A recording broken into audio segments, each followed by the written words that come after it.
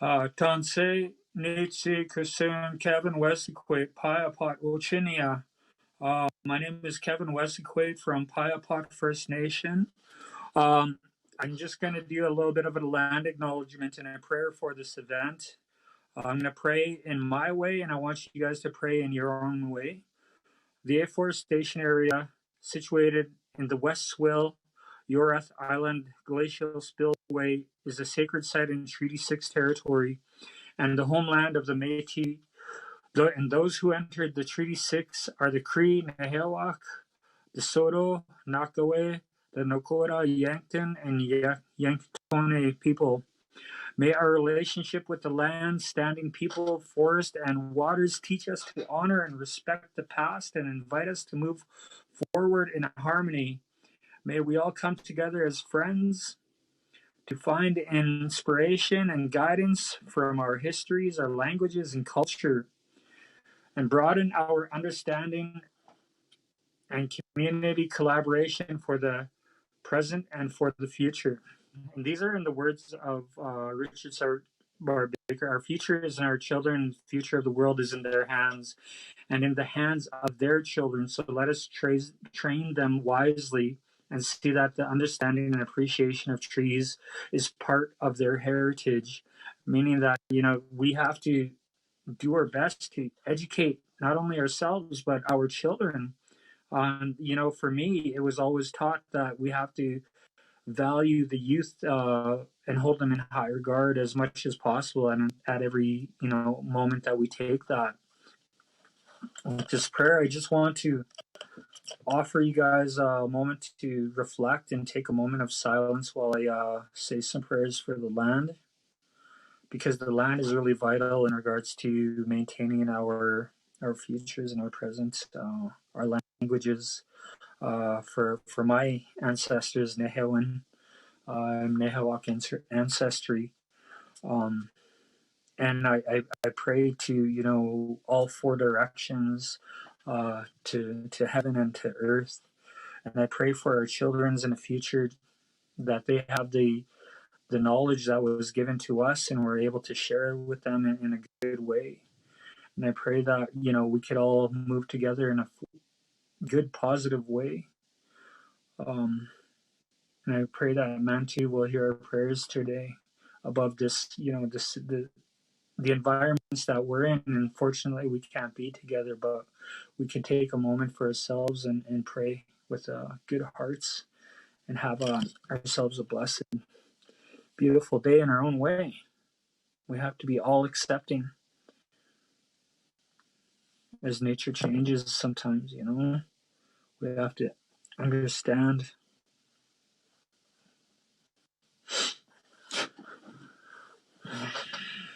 And with that, I just want to say hi, hi.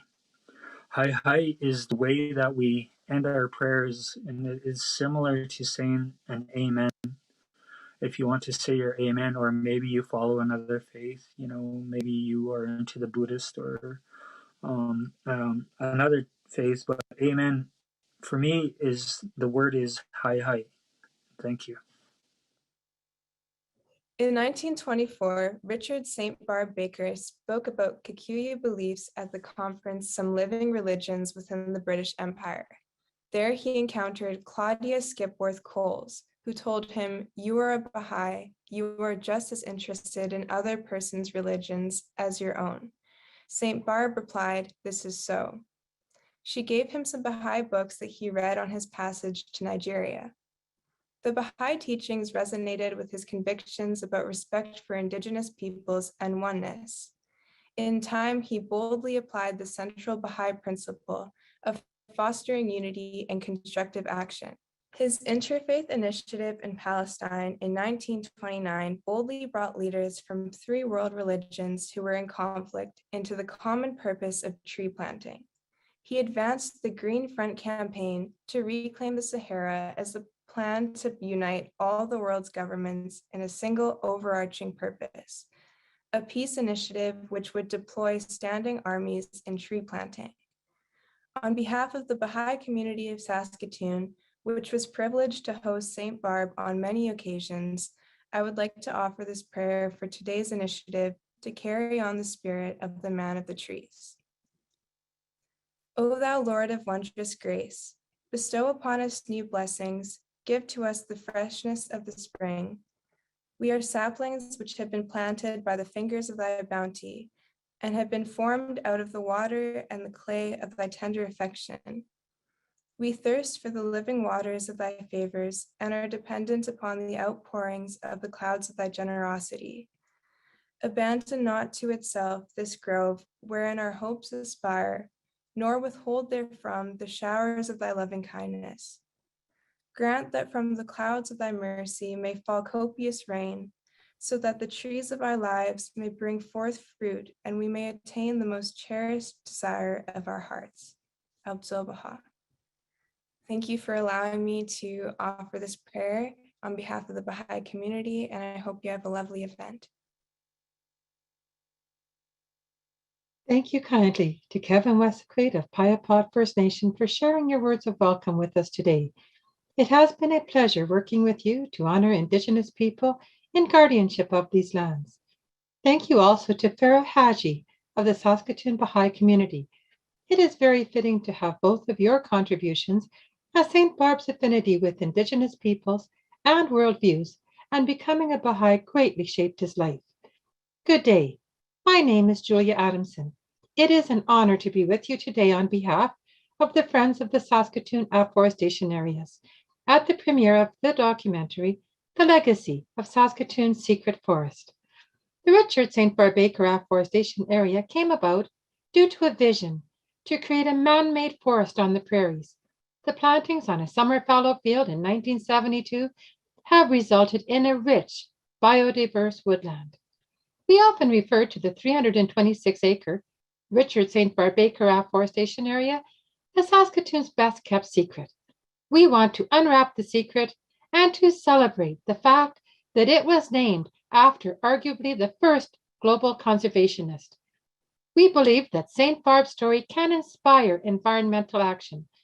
It was on this day, exactly 50 years ago, that the honorary doctorate of laws was conferred onto St. Barb by the University of Saskatchewan for his extraordinary humanitarian efforts worldwide.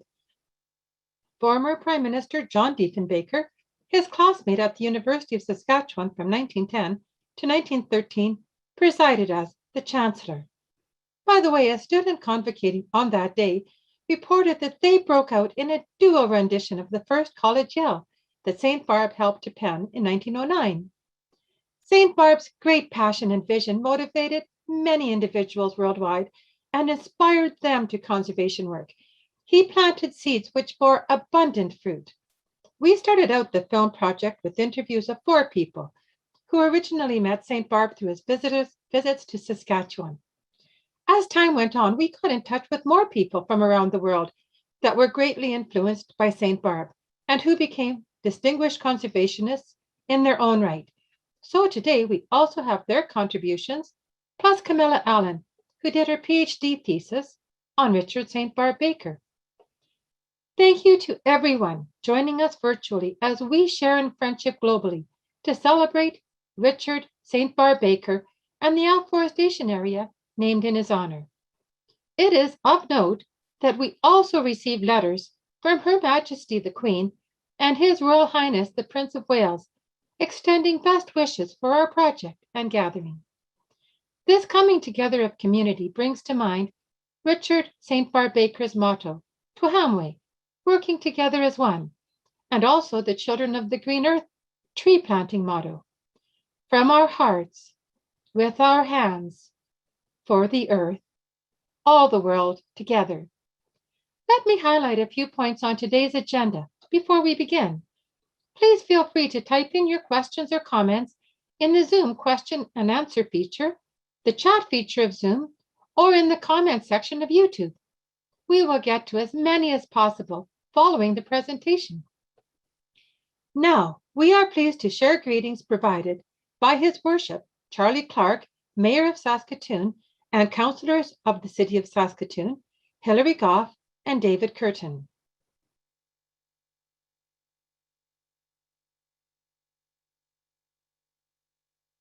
Greetings, everybody.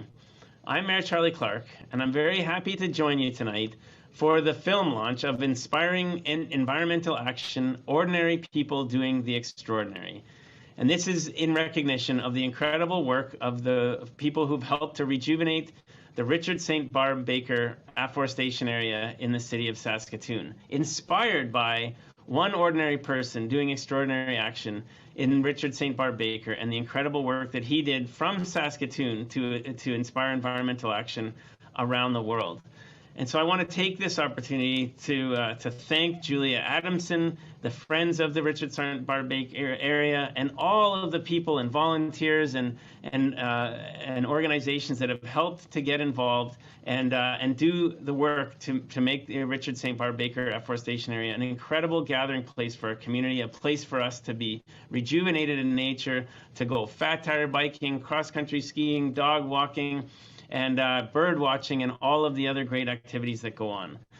The spirit and the theme of this event, that any one person who has a passion and a dream and can bring other people together to do action, can really make a difference in the world. I see that in you, Julia Adamson, and your passion for this, and how you have been such a champion for the work that's happened here, as well as people like Jeff Hain from the Fat Tire Bike Brigade, who's been an incredible leader in helping to bring people to the area through fat tire biking. There are so many people in our city who are built on the same spirit of Richard St. Barb Baker as ordinary people doing extraordinary things. And so all of you who brought this event together here in our city tonight, so that people can be inspired to do that work, this is a time when we need that hope. We need inspiration. We need that leadership. And we need reasons to look forward to a strong, sustainable future here in our city. So have a wonderful night. Enjoy the film, and thank you for letting me be a part of it. Take care. Hi, thanks for having me at this event. My name's Hillary Goff. I'm the City Councillor for Ward 2, and I'm so grateful to have been invited to join you in celebrating the milestones of the naming of the Richard St. Barb Baker Forestation area and celebrations of the contributions of Richard St. Barb Baker in our community here in Saskatoon. On behalf of my colleagues on council and Mayor Charlie Clark, congratulations and thank you for everything you do to celebrate this jewel in our community. Well, thank you, Julia. And you know what? Thanks you and your team so much for what you have done with the Richard St. Barb Baker Aforestation area, the George Genereux area as well. This is an area where I get connected to Mother Earth. This is, and I do it every morning and just about every evening, where my dog Phil and I walk out there. Don't tell anybody who does bylaws in the city, okay? But my dog Phil and I walk out there, and the peacefulness of which I feel, the serenity of which I feel in that particular area is unbelievable. And I don't have to drive 20 minutes or 2 hours to get to it. For me, I live on the west side of the city. It's literally a 10-minute drive to get out there. And you know, Julia, when I first started going out to that area, I had no idea that it was the Richard St. Barb Baker Aforestation area. I just knew that it was a bush, and that's where I wanted to take my dogs at the time. And it was full of junk, abandoned vehicles, and I mean, we could still see the trails, the vehicle trails in that bush. And the garbage that was strewn, because it is near the landfill. And of course, if the landfill was closed, people would take the garbage to the nearest area, and that happened to be that bush. But you, Julia, and your team, you've done an amazing job of turning that into a pristine area. You've spent many hours cleaning up that area, and you continue to do that, especially now over at the George Genereux site, which is basically west of Highway 7. I hope people understand how important this is, that we have this little area, this little oasis right on the edge of our city. As a matter of fact, that's what the whole idea of that forest belt was going to be. That was the plan. I think it was back in the 70s, right? That the city was going to grow a belt of forest or a bush around the city. Well, this was the beginning of it. It never turned into fruition. The city keeps growing, of course, and those sorts of things. But I'm glad they did. I'm glad that Richard St. Barb Baker was involved in this. And every single day, I thank you as I take that walk out on that particular area and as I connect once again with Mother Earth. You know, I'm not a conservationist, Julia. I'm just a regular guy, but I've become a bit of a conservationist because of the actions of you and your group. And that's why I just love to be able to support and celebrate what you do here this evening. Perfect. Good day, everyone. And on behalf of Meewasin Valley Authority, our team, our board, volunteers, and donors, we want to welcome you to the legacy of Saskatoon's secret forest. Our relationship with the Richard St. Barbe Baker Aforestation area is it is part of the Meewasin Valley jurisdiction. Meewasin is mandated to conserve and protect, educate, and develop on the cultural and natural resources within the city of Saskatoon and out into the rural municipality of Corman Park. So back in '79, that Richard St. Barbe Baker Aforestation area was transferred into Meewasin, and in '85 we went through the formal naming process of that site. Afforestation areas are critical for the ecological integrity, really of our planet, but specifically here in Saskatoon for our ecological corridor, for healthy flora and fauna, healthy utilities and infrastructure for us, and a greater quality of life for our community. Thank you kindly to the Mayor and Councillors and to Andrea, Chief Executive Officer of the Meewasin. Thanks to the City and Meewasin for environmental leadership in Saskatoon and their efforts in preserving and increasing the city green space every day. Today is a day to celebrate. We are celebrating the 50th anniversary of Richard St. Barbe Baker being commemorated for extraordinary global humanitarian service. Next, we have greetings from international conservationists. Alan Watson Featherstone from Scotland agreed with Richard St. Barbe Baker that we needed the United Nations to declare a sanctuary of restoring the earth as the focus of all nations. And fortunately, 2021 is the first year of the United Nations Decade on Ecological Restoration. Vance Martin is the president, Wild Foundation, co-founder and president of Wilderness Foundation Global, based in South Africa, and founder and co-chair of the Wilderness Specialist Group, part of the World Commission on Protected Areas within the International Union for the Conservation of Nature. Leona Graham is a Findhorn Foundation and community elder. She has been a professional conservationist for the Cheetah Conservation Fund, USA and Namibia, and the Wild Foundation, USA, and is presently helping to rebuild the resilient Findhorn community.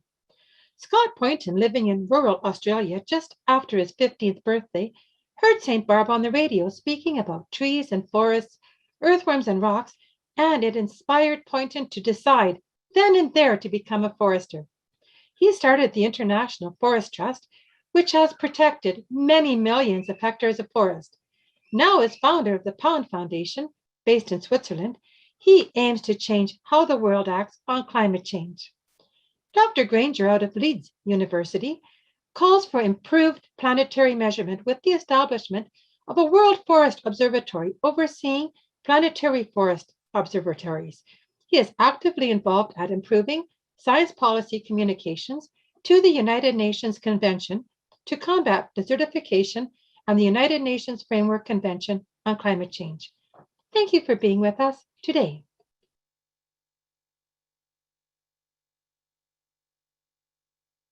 My name is Alan Watson Featherstone, and I live at the Findhorn community in the northeast of Scotland, and I'm very happy to be part of this event with all of you today. So hi to everybody out there, and to all the network, the vast network of people who were touched by the work and life of this remarkable man, Richard St. Barbe Baker. I met him twice when he came to Findhorn in the late 70s and early 80s, and had the privilege of spending time with him, and he directly inspired me. I showed slides as an introduction to a talk he gave, and he said, you should do a calendar about trees. And I did that. I made a calendar about trees, and then went on to found an organization to help restore the Caledonian forest in the Highlands of Scotland, Trees for Life, which is now well known internationally and has had a major major impact on Scotland in terms of planting trees, enabling trees to regenerate naturally. And I feel like I'm one of a great sisterhood and brotherhood of people who were touched by this man. And whenever I meet other people, it's like, even if I don't know you before, it's like meeting a kindred spirit, and we share the same vision, the same passion. He was a visionary, way ahead of his time. And I think that was partly due to his spiritual background and training as a Baha'i, really caring for others, caring for the planet. And he was also ahead of his time, I think, in recognizing, even before James Lovelock formulated the Gaia hypothesis, that the Earth is a living being and that we need to care for that living being. So it's great that this event is taking place today to celebrate his life, his accomplishments, and I offer my best wishes and greetings to all of you out there and to everybody like myself who's helping in some small but nonetheless significant way to fulfill his life work and his vision for the future. We need lots more of us to do that in the world. Hey, everybody. My name is Vance Martin. I'm president of the Wild Foundation based in Boulder, Colorado. We work globally on nature conservation issues, trying to bring people and nature together, save some wilderness. I just wanted to thank all of you for being here on such a special occasion, and all of the organizers for making a fuss over a very special guy who certainly impacted my life. He was my, as he was for many people, arboreal sort of guru, mentor, and also about other things, just about life. So I was fortunate to spend more time with him. So for this event, I really am supercharged with gratitude for everybody that's doing it. And for the panel, thank you all. And there's no doubt that my work with conservation around the world over these 40 or 50 years now has been dramatically impacted by St. Barb Baker as a person, as a man committed to spirit, and as a man committed to nonstop movement on behalf of the message of the trees. Thank you. God bless. Well, I'm very honored to be part of this honoring of my old friend, St. Barb. Knowing him from our time in the Findhorn community was a great blessing to myself and to the members of our community, because he brought the gift of knowledge of trees to us. And we knew about it, but we knew a lot more about it with his presence, because as some of the others might say, he was like a standing tree amongst us. He was reminding us about the force of nature and the consciousness of nature, which is very much at the roots of the Findhorn community and our founding. So I'm sorry I can't be with you in person, but as a Canadian myself, I'm so glad that you are doing this in his honor. And I hope that many people in the world will get to know more about St. Barb, because I think he deserves that recognition. The man of the trees. Well, thanks very much for inviting me to participate in this amazing event, celebrating the life of Richard St. Barb Baker. And I hope that in celebrating St. Barb's life, the inspiration that he gave me throughout my life can be shared universally and globally. And his life and legacy can inspire us now to greater action to protect forests and the planet in general. I'm very pleased to be allowed to contribute to your sessions today. I know how important not only Aforestation was to St. Barb, but also Saskatoon. He often mentioned his very good friend, President John Spinks of the University of Saskatchewan, to me. And I had the great privilege of meeting Dr. Spinks in Saskatoon when I visited the university in the mid-1990s. I've only been to Saskatoon once, but I hope that my virtual presence here today will encourage you in your very important efforts. Thank you so much.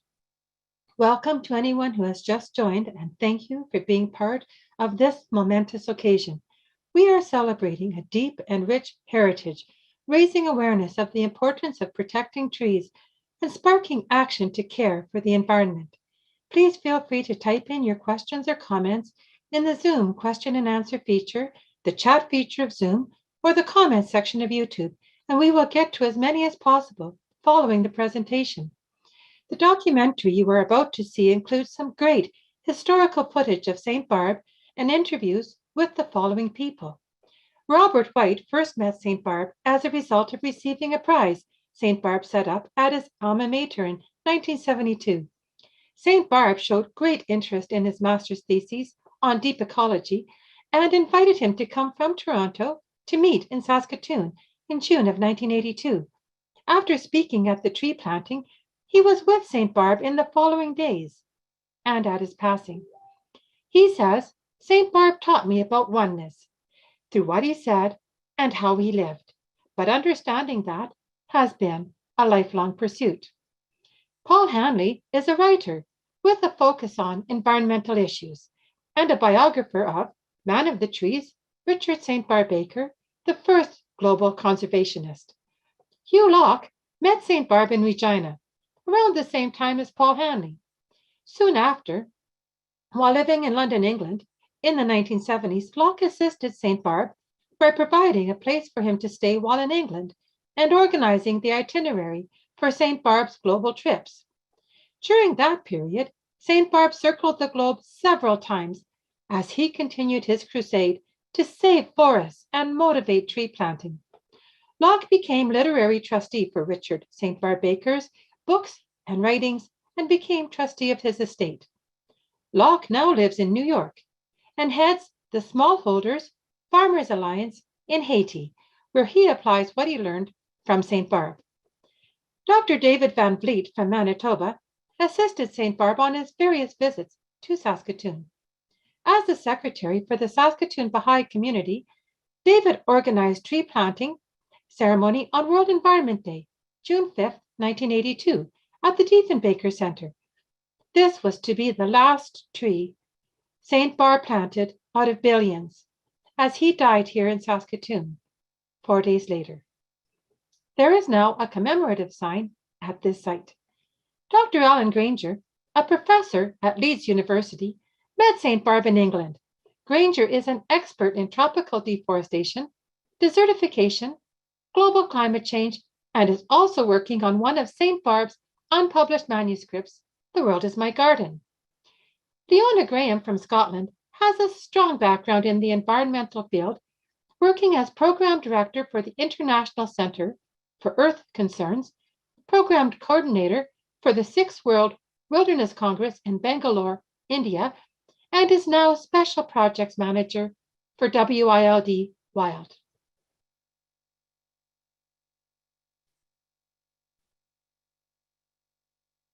Sound 15, roll 7.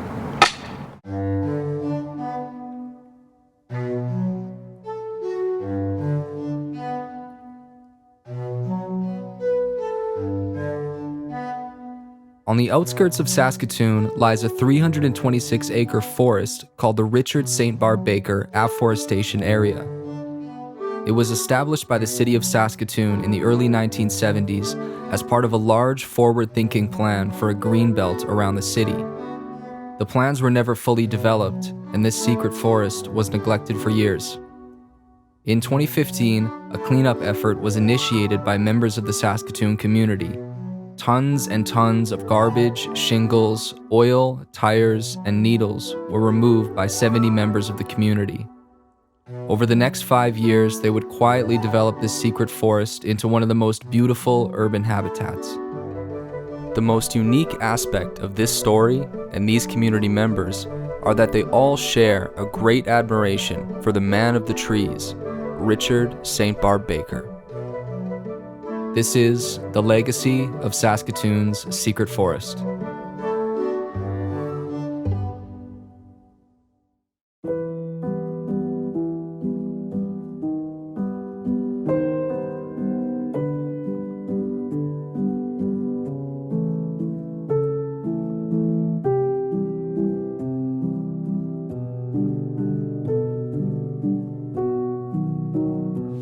What do we plant? What do we plant when we plant a tree? We plant the ship to cross the sea. Yes, we plant the mast to carry the sails. We plant the beams to withstand the gales. I think it's fair to say that St. Barb was the first person to view the entire planet as a living organism that needs conservation on a global scale. He was the first person to think of the world's forests as having a global function. I remember thinking he's kind of like a wizard. He'd kind of draw you into his stories, often dropping names of the famous people he'd met, kings and queens and chiefs and presidents. So there was this kind of compelling story of his life that really attracted people. St. Barb was a complex person and someone that you can read in many different ways according to who you are. St. Barb had been trained as a soldier. He'd been trained in theology, in science, and in forestry. And so all of these different strands of his training really came to the fore in the image that he represented to the world. Nos Deo, we thank thee, O God, that we who have no skill or power to paint or sing may yet express by humble toil creativeness, not ours to trace the loveliest flower, nor translate into melody the music of a leafing tree, but we can plant, and planting make pictures. He'd obviously learned a lot from his father, who was a pastor, and St. Barb was a preacher too, so his ability to speak was very important. One of the reasons he was in Saskatchewan was that he had a long-time relationship with the province. He'd come here in the early part of the 20th century as a homesteader, and he had a homestead out at Beaver Creek just outside of Saskatoon. He was a very avid horseman. He made his living partly by buying and selling horses. He grew up as a Christian, was actually in Saskatoon studying at the Divinity School. But then he became associated with the First Nations people there and started to learn a different way of looking at nature. And so throughout his life, he always credited those people as kind of giving him the inspiration for his really deep ecological views. Part of what I came to realize as St. Barb's genius was that he was able to figure out how to introduce tree planting and environmental responsibility and make it part of the culture of the people he was working with. So often environmental messages or tree planting, they're imposed into a community with the suggestion that it'll be good for you, trust me, just do it. But St. Barb always took the time to figure out how do you make tree planting, environmental responsibility part of the culture of any given community so that they own it and it lives on in that culture as a permanent feature.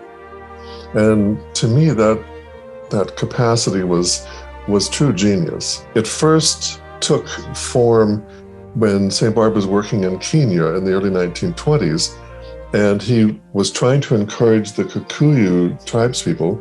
He approached them to say, why don't you plant some trees? But they weren't particularly interested. And so he realized that within their local farming culture, every important activity was accompanied by a dance. There was a dance when the crop was planted. There was a dance when it was harvested. And so he invited the local tribesmen to a dance of the trees. Thousands of Kikuyu warriors in full regalia, shields and spears, took part in the first dance of the trees. And that's how the Men of the Trees organization was founded and eventually became International Tree Foundation. For someone of his stature and his legacy, you always felt as though in some ways he was an observer to his own life's success and impact. He was able to bring other people in to connect with that legacy because he did not claim ownership over it. Now, would you like to put it? he opened up psychic space inside of me, just him being there. And I could just kind of think about St. Barb and go sideways into this, like, what I call a tree portal. As a child, he'd had this kind of ecstatic, mystical experience in the woods near his farm where he just felt totally a kind of a cosmic opening. One thing that keeps recurring and is obviously very important is the Baha'i. And we really haven't said anything about it. I wonder if you could tell us about, just what the essence of Baha'i is and what it means to you. It's the main theme is the oneness of mankind, the oneness of all inspired religion, and the importance of independent investigation of truth. I'd first been drawn to the Baha'i faith in the Highlands of Kenya in 1921, I suppose, when I was seeking for something to satisfy my other side than scientific nature. He was a visionary, way ahead of his time. And I think that was partly due to his spiritual background and training as a Baha'i, really caring for others, caring for the planet. And he was also ahead of his time, I think, in recognizing, even before James Lovelock formulated the Gaia hypothesis, that the Earth is a living being and that we need to care for that living being. He set off from London, with specially equipped vehicles to go across the Sahara. So, you're undertaking a major expedition to travel that distance with the technology that they had and with his intention that he would film along the way, speak to locals, and do their own sort of biophysical survey of the Saharan terrain is very ambitious. He had a real charisma.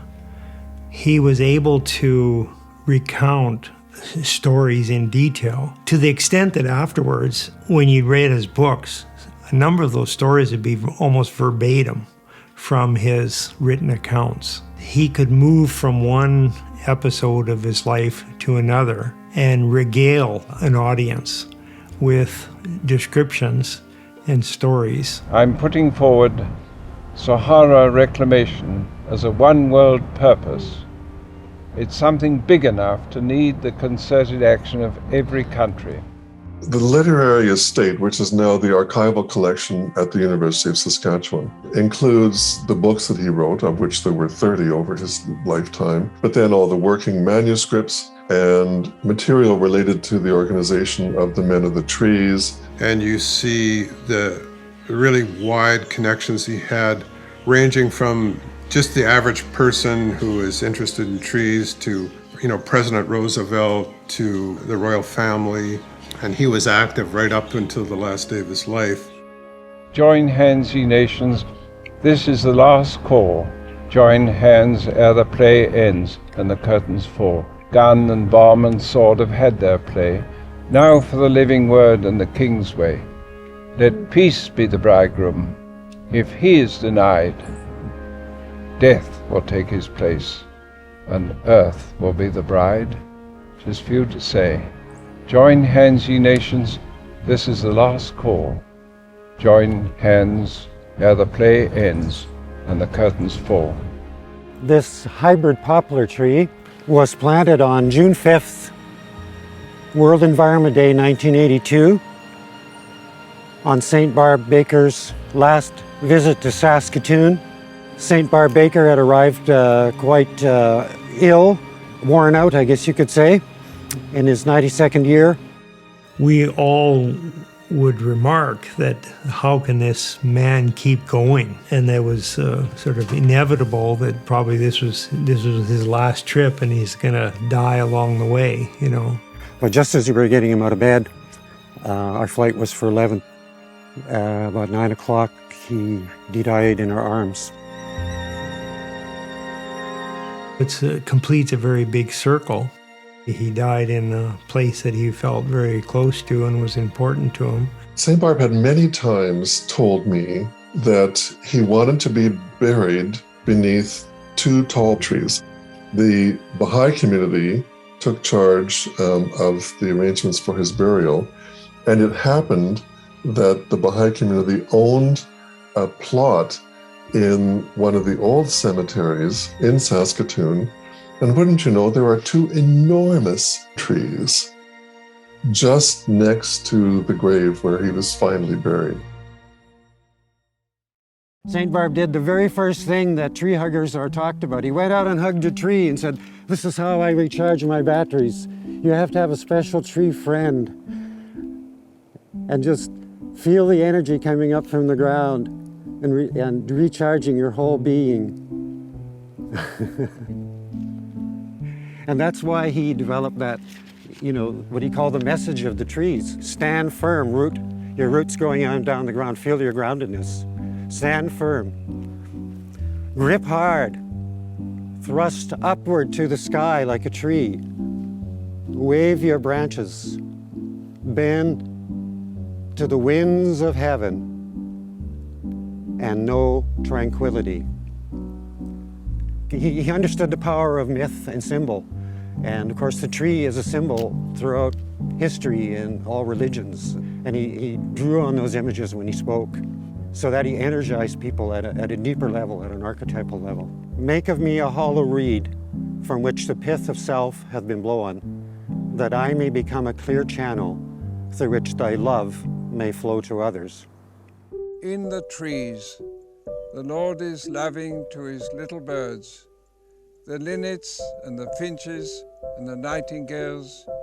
They people his pavilions with nests and with music. And when I die, may my body be laid to rest at the roots of a tall tree, so that my spirit may arise in the branches and give thanks. He that planteth a tree is a servant of God. He provideth a kindness for many generations, and faces that he hath not seen shall bless him.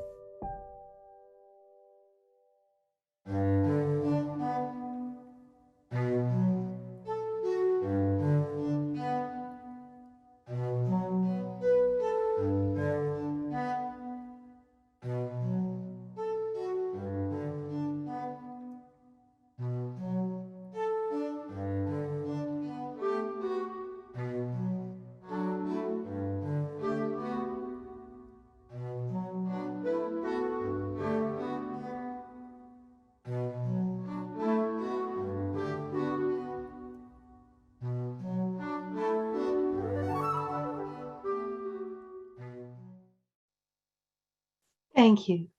That was a resplendent commemoration. Great appreciations are extended to conservationists from around the world who have come today to join us, and all our conservationists in our audience as well. With more introductions, Alan Watson Featherstone from Scotland is an inspirational speaker and the founder of the conservation charity Trees for Life, recipient of the Schumacher Award, Glenfiddich Spirit of Scotland Award, and the Royal Society for the Protection of Birds Outstanding Contribution Award. Vance Martin out of Colorado resonated with St. Barb, especially the side which was practical, spiritual, gentle, clear, committed, and never stopping, bearing an imperative message.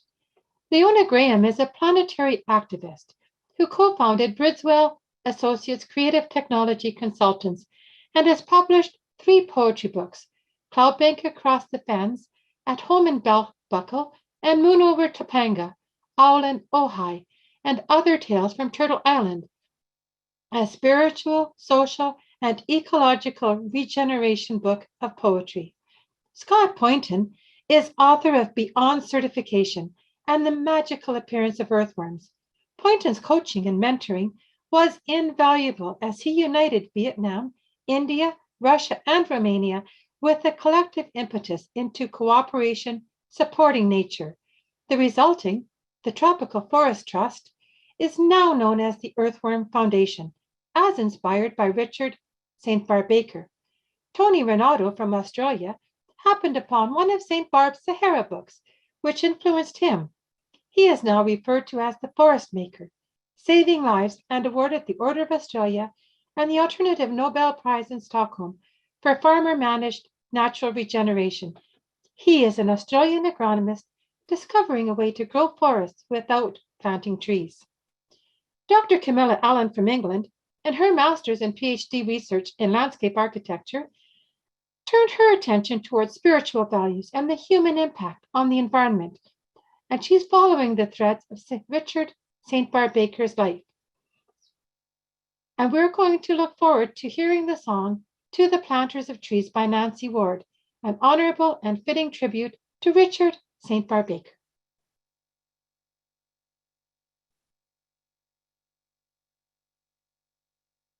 I came across two of his books as a kid, and I heard a radio interview some years later. So I was already a bit devastated by the environmental destruction around me, the deforestation, and they were spraying tobacco using aeroplanes, and it was poisoning the fish in the rivers. And globally, I'd watch the news, what was happening in the Amazon, in Borneo. I felt terrible, and adults didn't seem to care. You know, life was all about making money. And I read these books. One of them was Sahara Conquest, and the other one might have been I Planted Trees, or My Life, My Trees. And he was an adult who really did get it. The environment was important, but more than that, he dedicated his life to preserving forests, to sustainable utilization of forests, and to reforestation. So he caught me hook, line, and sinker. He described the impact of deforestation, and he talked about a tribe in what's Benin today, the country of Benin. It was Dahomey back then, but he said there was a tribe where the chief prohibited new births in the village because of the desertification. They feared for the future and not being able to feed their children. And that really struck me, but how he wrote in general about what was happening globally and his struggle. He was British, but he struggled to save the Californian redwoods. You know, he stuck his neck out. He traveled the world on the smell of an oily rag, maybe paying for his trips by riding as he went. He was just so convicted and passionate about it that he dedicated everything to changing things. And so there were passages that affected me, but also his very life, that he dedicated his whole life to doing this. My name's Scott Poynton. I'm an Australian. I live in Switzerland. I'm the founder and CEO of an organisation called the Pond Foundation, and we're working on climate change. Only recently set that up a year ago. Before that, I set up another foundation, non-profit in the UK in 1999 called the Forest Trust, which really was the culmination of my work in following in St Barb's footsteps. And my link to Richard St Barb Baker was, I was fortunate enough to listen to him on the radio when I was a young lad, and he inspired me to change the direction of my life. I was 15. In fact, it was 3 days after my 15th birthday, and I, as a young lad living in rural Australia, I don't know what I was doing inside. A few years earlier, a program had started in Australia called The Science Show, and hosted by a wonderful man called Robin Williams, and it's still going more than 40 years later. I walked inside, and here was Robin Williams on the radio introducing this week's science show, and I heard him in this incredibly beautiful music, and I was not a great music fan, but this beautiful classical music, and he said, and today we're going to introduce a man who has devoted his long life to the planting of trees. And it just the way he said it, I'm like, oh, what's that? And then he went into the introduction. It was like Richard St Barb Baker, founder of the Men of the Trees, has travelled the world inspiring forest conservation and inspiring people to plant and care for trees. In that half an hour broadcast, St Barb just took me on this journey. It was like I was travelling the world on a magic carpet, and we went from the Sahara. He talked about his time travelling in the Sahara. He talked about in the Judean hills, in Canada, in New Zealand, and I was just with him from the moment he opened his voice. He had this beautiful old British voice, sounded like an oak tree, and just captured me. And it's like when you go and watch a movie, you maybe watch a 2-hour movie and there's one scene that you come out and you go, wow, I remember that scene, and you'll remember it for the rest of your life. That was it. That was that moment. And from that moment, I said, I'm going to be a forester. I'm going to do what that guy did. I came to live in the Findhorn community, which is an intentional spiritual community, in 1978. And St. Barb came here twice in the years after that, once in 1979 and again in 1981, which was not long before he died, actually. So I met him on both occasions.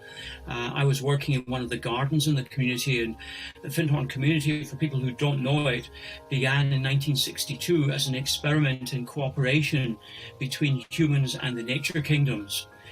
Two of the three founders had a deep meditative contact with what they termed the spirits of nature. And acting on the messages they got, they grew big vegetables, and that attracted a lot of interest. And St. Barb heard about this at some stage and was a regular visitor to the community prior to when I arrived. In 1981, there was an event held here called a Week in Celebration of the Trees. And the highlight of the week and the final day was a talk that he was going to give in our Universal Hall, which seats 300 people.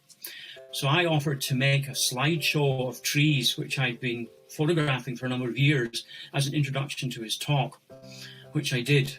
And I'd already spent some time with him.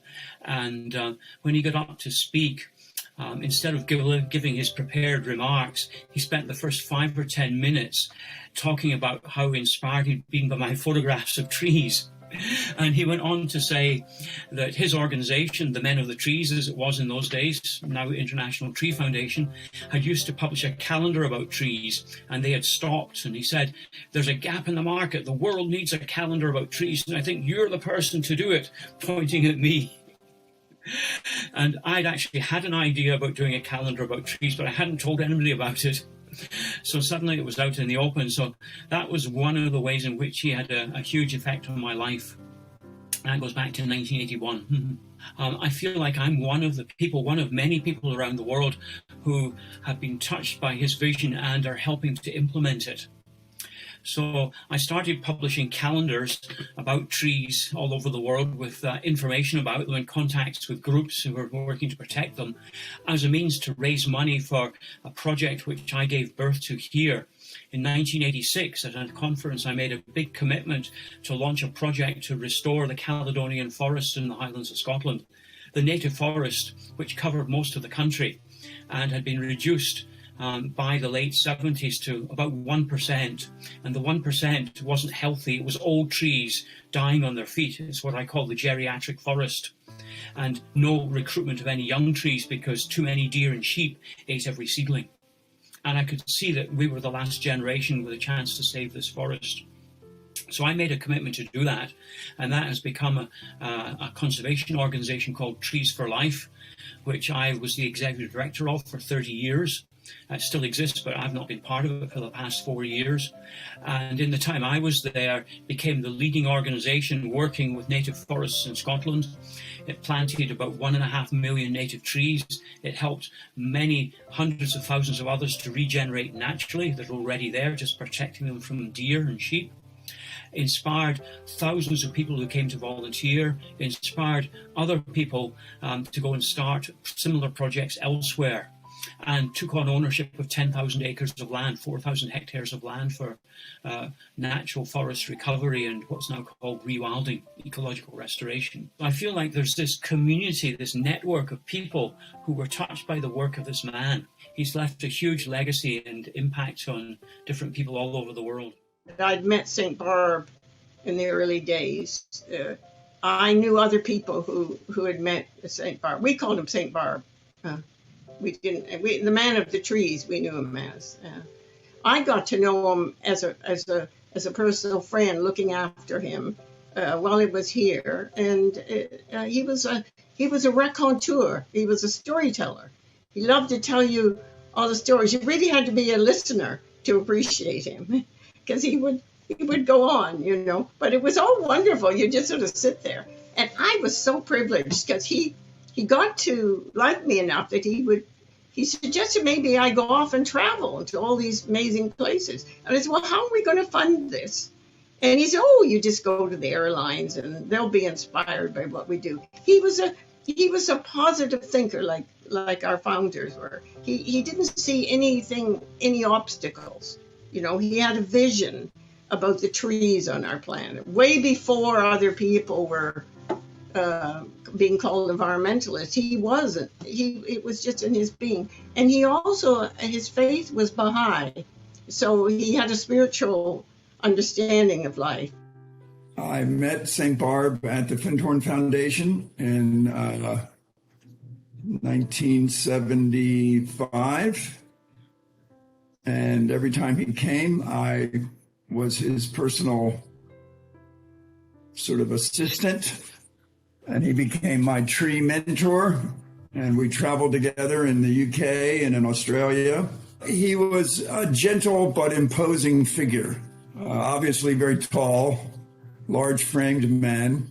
I met him after he had really adopted his faith, his Baha'i faith, and that made him very gentle, of course, you know, and of course he adopted the habit of always embracing, never shaking hands. I had been with St. Barb in the UK, I think in the South or something, and we were doing something. And I was getting ready to go to Australia, where I was doing some work, and I was considering moving there. And St. Barb said, oh, I'm going to Australia. See you there. I'm giving a media conference in Sydney as soon as I get there. Well, he says, I'm going to Kenya first. And he said, I'll see you in Australia. You know, and we exchanged. You know, there were no cell phones or anything in those days. So we exchanged a friend's contact number in Sydney.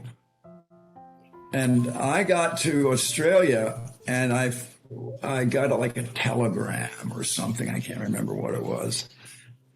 And the message was that St. Barb had been in a car accident in Kenya and was in the hospital.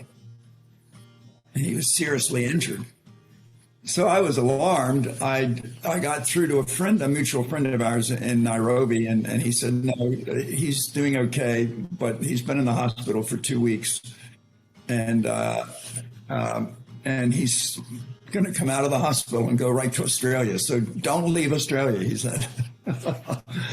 That's the background. So I'm in Australia and in Sydney, and call this person, and that's St. Barb arrived last night. He has a media conference this morning. And I arrived, and he was sitting on a little wall, completely crumpled over. His shoulders were sunk, which was unusual for him. He always sat straight. His shoulders were sunk. He was looking down. And I thought, my God, he's going to have a media conference? I mean, I felt like going over and taking him to a doctor right away. Camera gets set up. He looks up and he goes like this to me. Like, just, I acknowledge you, right? And suddenly the reporter comes up with the microphone and the camera's rolling, and St. Barb stood up like a rocket and looked in that camera and gave the message of the trees. Boom, boom, boom. 5 minutes. Camera off, microphone off, sat down and crumpled again. And so I went up to him and I said, St. Barb, that was really good, but are you okay? And he put his arm around me and he said, Vance, I was in the hospital for 2 weeks in Nairobi. The hospital almost killed me. And so and it was just, I mean, that's a galvanizing experience. When you see that sort of commitment in a man his age, it's only a few years before he passed. And to see his commitment and his clarity and the wonderful joke that it wasn't the car accident that almost killed him, it was being in the hospital. Hello, my name is Camilla Allen, and I live in Sheffield in the United Kingdom, and I recently completed my PhD on Richard St. Barb Baker. I became interested in Baker at the end of my Masters in Landscape Architecture. So I moved to Sheffield to study landscape architecture, and at the end we were required to write a dissertation. And I think at that stage I've become very interested in how essentially any kind of environmental realization of our impact on the environment often then translated into a sort of set of values and, you know, almost sort of near spiritual values. And my supervisor said, well, if you think that's interesting, then you should look at Richard St. Barb Baker. I proceeded to buy as many of his books as I could online. I'd not really heard of him before that point. And I spent that first summer just reading everything that I could, and then decided that the thing that I wanted to write actually was an explanation of how a shift could be identified in the different books that he published. So he was, as well as being a prolific forester, he was also an extraordinary communicator. So over the course of his career, published over 30 books. And what I did was I just tried to follow the threads within them and see how his approach to tree planting, his approach to afforestation and desert reclamation had shifted. And that was that. I got the bug, and then I applied to do a PhD. And in my PhD, what I wanted to do was understand how his upbringing, his childhood, his experiences at school, his experiences, especially in Canada, where he was for a number of years before the First World War, how those experiences shaped and informed his philosophy.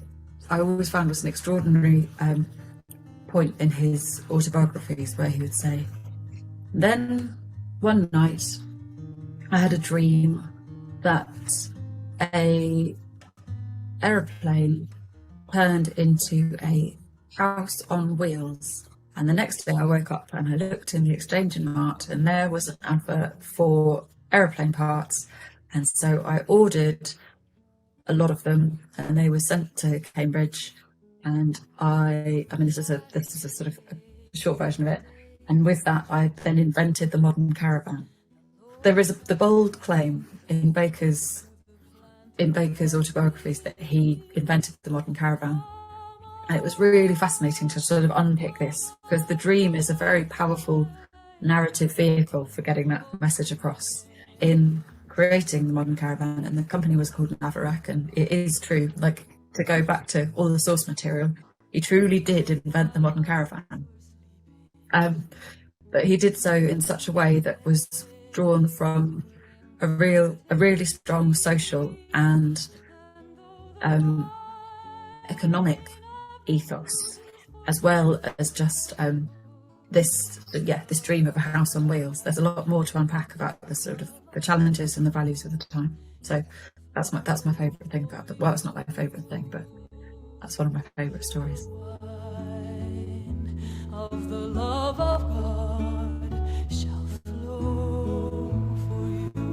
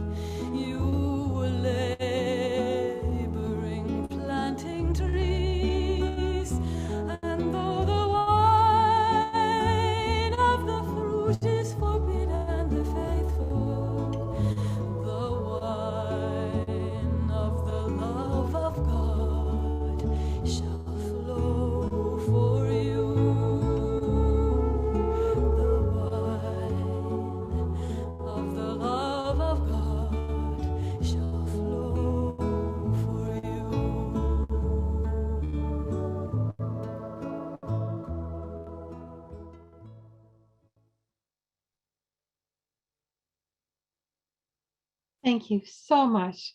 That was totally inspiring. Please feel free to type in your questions or answers in the Zoom question and answer feature, the chat feature of Zoom, or in the comment section of YouTube, and we will get to as many as possible. For our question and answer session today, I would like to introduce Robert White, Hugh Locke, and Camilla Allen. They will answer your questions today. And to start off with, I will ask Robert White to answer this question from Diane. Where in Saskatoon is Richard St. Barback buried? Yeah, he's buried at Woodlawn Cemetery, and I don't have the exact plot location number, but I think it can be looked up on Find a Grave. And it's when you come into Memorial Avenue, just before there's a little memorial company that sells markers, and then the road turns. Just south of there, if you look and find that double evergreen tree that you described, they're a bit of lean on both of them, so they get the light, and so it's a bit of a V shape. And he's right next to that. Thank you, Robert. We have another question come in for Camilla. St. Barb was called the world's greatest conservationist by Stuart Udall, former the U.S. Secretary of the Interior, and the first global conservationist by Paul Hanley. From your research, where would you place St. Barback in the history of environmental awakening over the last century, and what was his unique impact? Really interesting question, and I think so. My research was very much, especially my PhD, was on the first 30 years of Baker's life. And actually one of the points that I found most interesting was the period after which he'd served in the First World War as a soldier, and before he studied forestry at Cambridge University and then went to Kenya.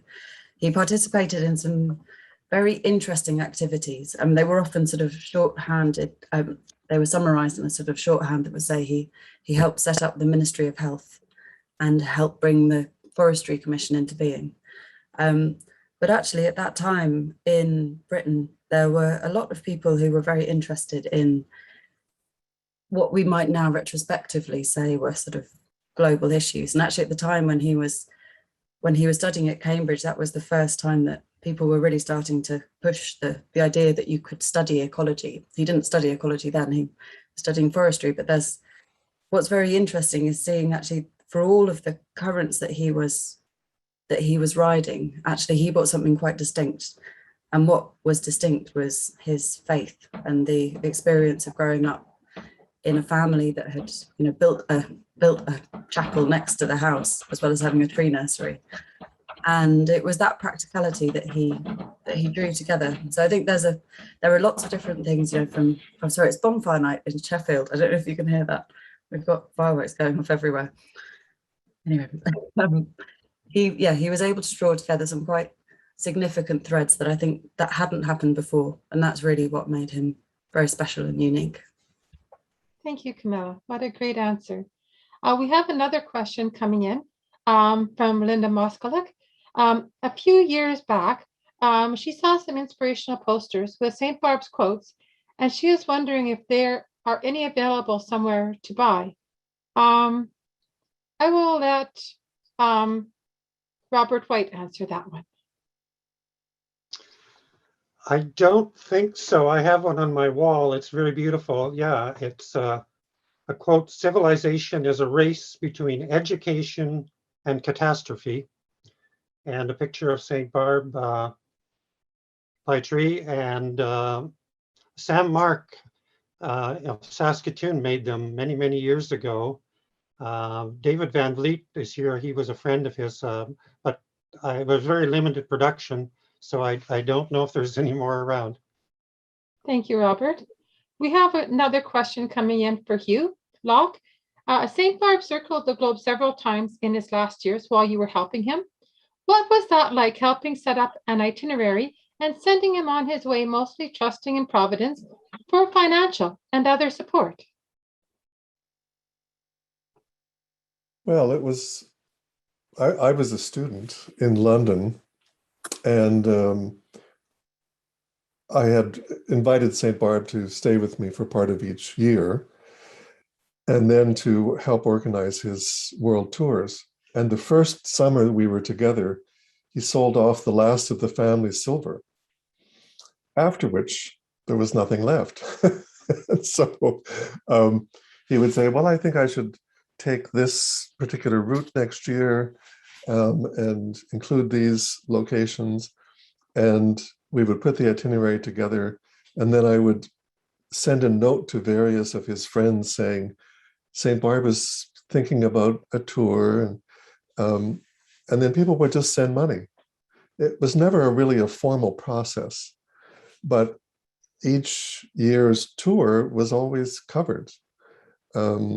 So it was my first experience at fundraising, but it was effortless. Subsequent experiences have not been quite so easy, I would say, although it's still part of my life, given the work I do in Haiti. Thank you, Hugh. It looks like Robert has just another comment to add to the burial question I see in the chat. So if he wants to say it out loud for everybody. Well, I put the plot number, I looked it up on Find a Grave, but I don't know how that helps you unless you have a map. So I think you'd have to go to the cemetery office to get a map. But the plot number is in the chat box. Thank you kindly. Seeing no more questions. Oh no, I do have his hand up. That's me. From you. Cool. Hi, you. Thank you. Well, first of all, to say thank you, Julia, for the effort that you set in motion and for all the people who helped you put this together. It was a wonderful and inspiring afternoon of remembrance of St. Barb. I wanted to just let people know about the recent developments with the Baker collection at the University of Saskatchewan. Part of my task with St. Barb for the 6 years or so that I was associated with him, I encouraged him to get together all his papers and things, which were scattered in attics and garages and other locations across England. And so systematically, we gathered all this stuff together. And then when he passed, I set it up with the University of Saskatchewan that they would host the archives, guided by the late John Spinks, whom Alan referred to earlier. He'd been president of the university, was a great friend of St. Barb's, and a very wise man. Anyway, he assisted in setting it up. So now the archives, in anticipation of next year's 100th anniversary of the founding of the Men of the Trees in 1922, subsequently became the International Tree Foundation. So we've been working to digitalize the collection, and the website is just up now. I'll put the URL in the thing. And now the whole collection is not yet, oops, I'll put it in a minute. The whole collection isn't available yet online, but the website itself is up, and then soon the digitalized elements will be available for search. Right now, the Baker collection, as it's called, is the 4th most visited and requested collection at the University of Saskatchewan. And so they were very receptive to the idea of expanding the online presence, which will then open it up to a lot more research.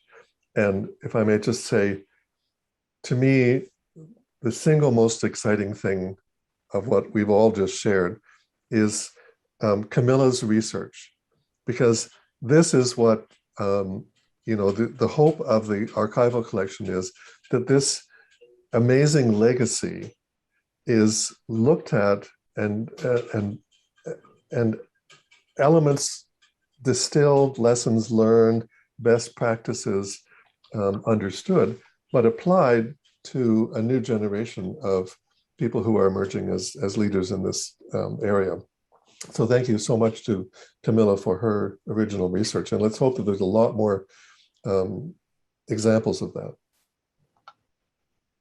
Thank you, Hugh York. That is just amazing news. I am so glad that is coming forward, and what a great announcement. I'm glad you put the link in the chat group. It's just stbarb.library.usask.ca, and we'll make sure that when we have the video going live for everybody, that the link is in the with it. So that is fantastic. It's just been so great to learn about Richard St. Barb Baker. We have another question come forward. It says, are there any ongoing afforestation incentives or projects in the province for developing new forests, such as the Richard St. Barb Baker Afforestation Area or the George Jenner Urban Regional Park? Robert, I'll let you answer that one because you're the local panelist here. Well, unfortunately, I don't know of any public ones. I mean, there are individual landowners that have taken that direction, over various areas of the province. There used to be a woodlot owners association that encouraged that type of thing. Agroforestry is a growing field, but as we know, the government-funded tree nursery, known as the PFR8 Shelter Belt Nursery, closed down in 2013.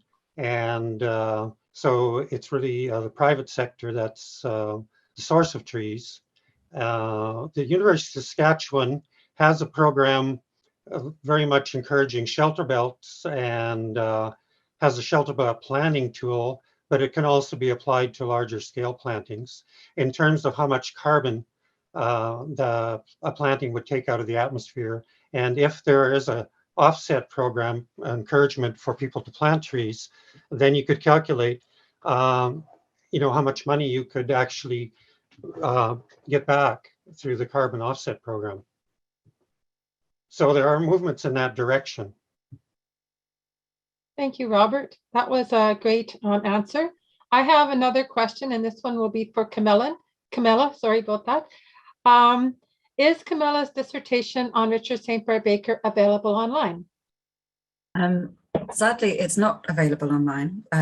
It's embargoed actually until 2024, but that's with the hope that I find a publisher for it, because what I'd like is, one of the things that I found is that Baker is actually very often misunderstood, and actually, his name is misspelt.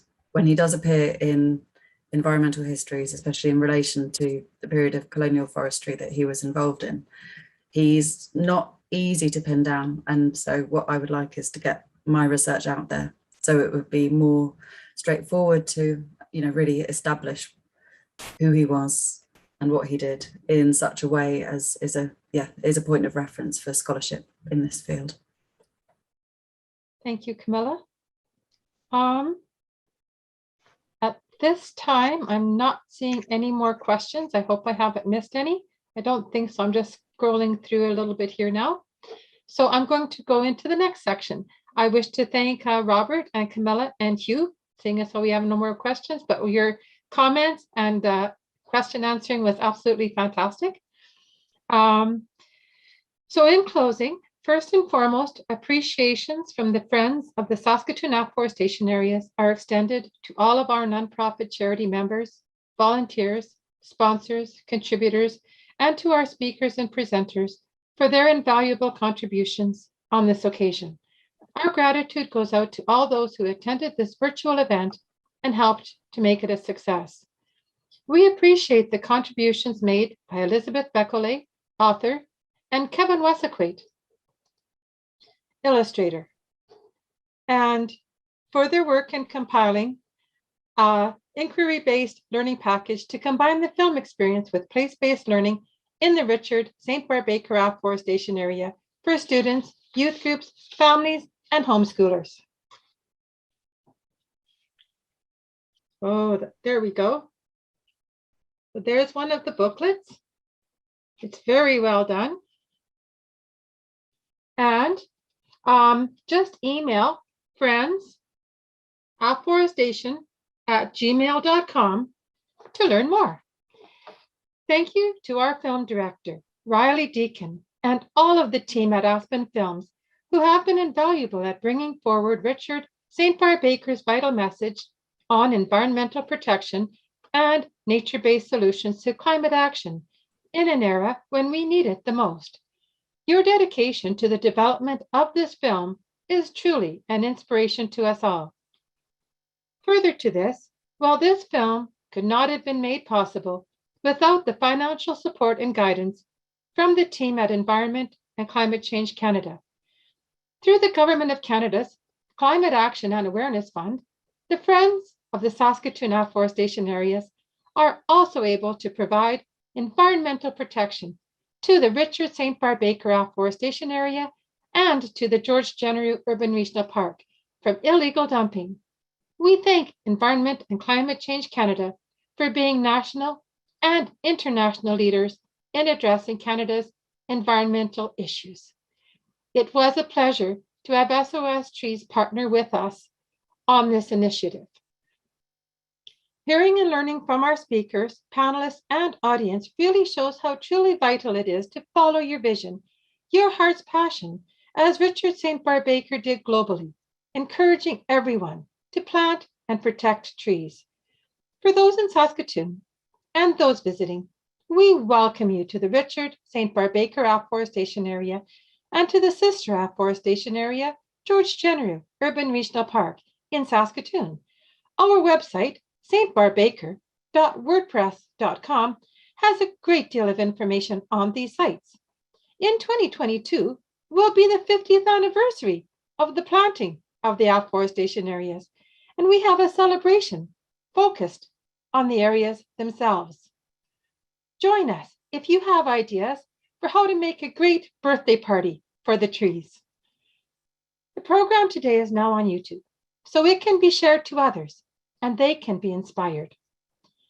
Richard St. Barb Baker wrote in his book, I Planted Trees, we live less than 5 minutes without air, and trees give us the air we breathe. We live less than 5 days without water, and trees are absolutely essential to the water cycle. We live less than 5 weeks without food, and without the trees, we could not grow food. This is a great inspiration to us all, to plant and protect trees, and to plant trees for our lives. Let us all honor the spirit of the City of Saskatoon's Aforestation vision from 1972 and become Watu Wamiti, Forest Guardians, and solemnly take Richard St. Barb Baker's pledge to plant 10 trees every year, to protect trees everywhere, and to do a good deed every day. Twahamwe Watu Wamiti, let us all go forward together, keeping Richard St. Barb Baker's vision alive.